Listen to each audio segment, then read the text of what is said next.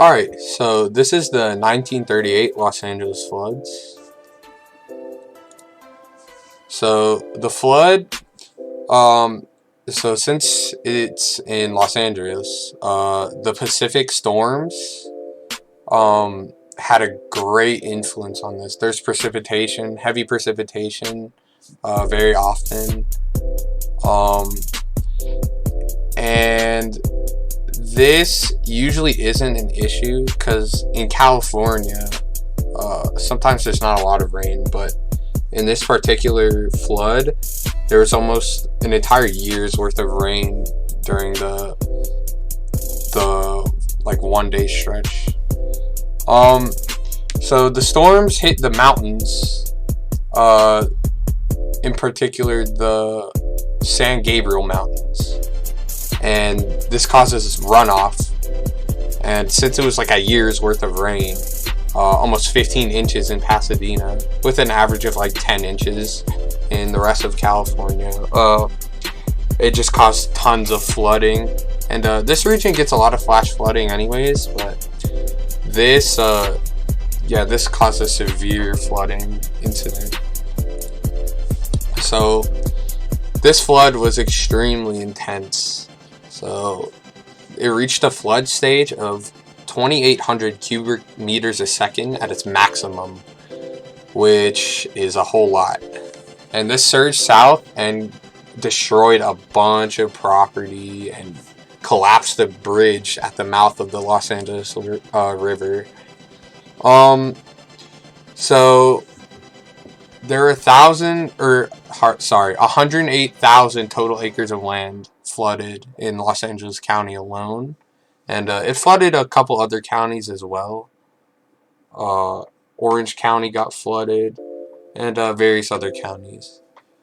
So it's a 50-year flood, the Los Angeles flood of 1938. So it was so intense that it'll only happen like once every 50 years, basically.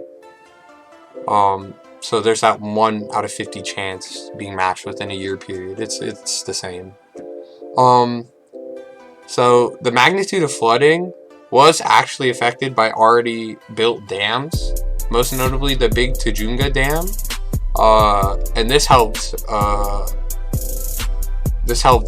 stop a lot of the damage that could have happened, which it could have destroyed everything if this dam wasn't there, but it was still devastating, absolutely. So the impacts on human life. So the 1938 Los Angeles flood destroyed over 5,600 homes and damaged over 1,500 properties, which it's a lot of homes. That's a lot of destruction. That's a lot of people having to find new places to live. So very rough. So several bridges were destroyed, even in addition to the one on the Los Angeles River. And communications were cut off. Transportation was cut off for up to a week. And yeah, this was a very high damage event for the area. One of the most damaging events in history of California, actually. The electric rails were stopped for up to 2 to 3 weeks, and farmlands were completely destroyed. And some communities were 6 feet deep, literally, in debris. And about 115 or ish people died from the floods in total. And the previous collapse I talked about on the Los Angeles River, that bridge, 10 people died from that.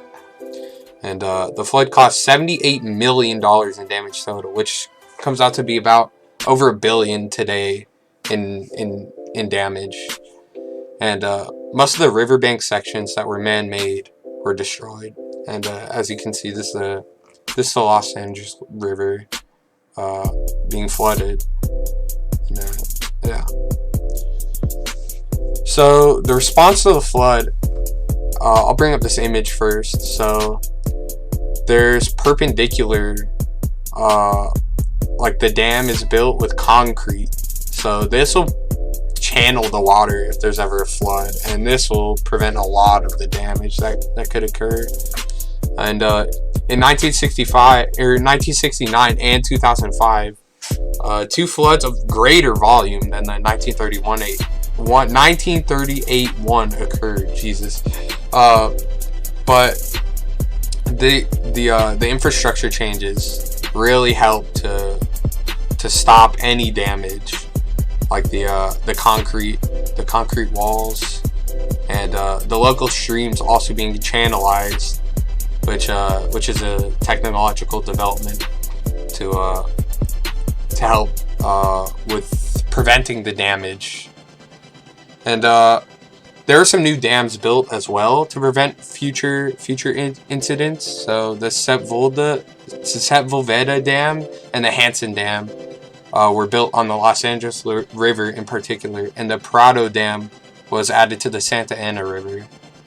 And yeah. And there were also several flood control provisions made after this flood. And yeah. The 1938 flood took place during a point of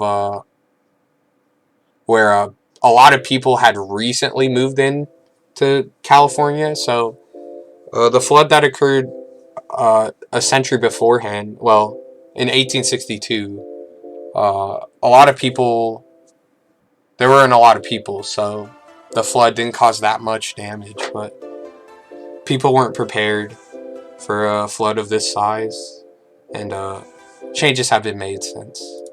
And here's some of my sources. So yeah, that is it.